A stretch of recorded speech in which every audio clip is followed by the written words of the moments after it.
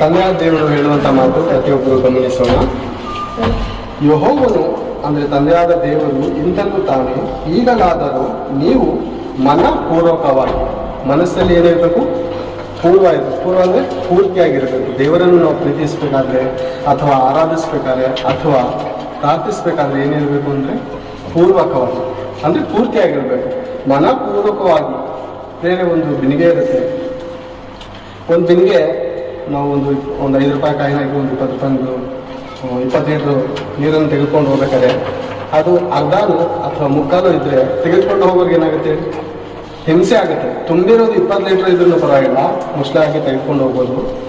3 litre 4 litre ಕಡಿಮೆ ಇರುತ್ತೆ, ಅದು ಎತ್ಕೊಳ್ಳೋಕೆ ಹಿಂಸೆ ಆಗುತ್ತೆ. ಯಾಕೆ? ಅರ್ಧಂಪರ್ಧ ಇರೋದ್ರಿಂದ ಏನಾಗುತ್ತೆ ಹೇಳಿ? ಕಡಿಮೆನೇ ಇರ್ತಲ್ಲ, ಈಸಿಯಾಗಿ ತಗೋಬೋದಲ್ಲ. ಯಾಕೆ ಹೇಳಿ? ಪೂರ್ತಿ ಇರಬೇಕು. ಅವಾಗ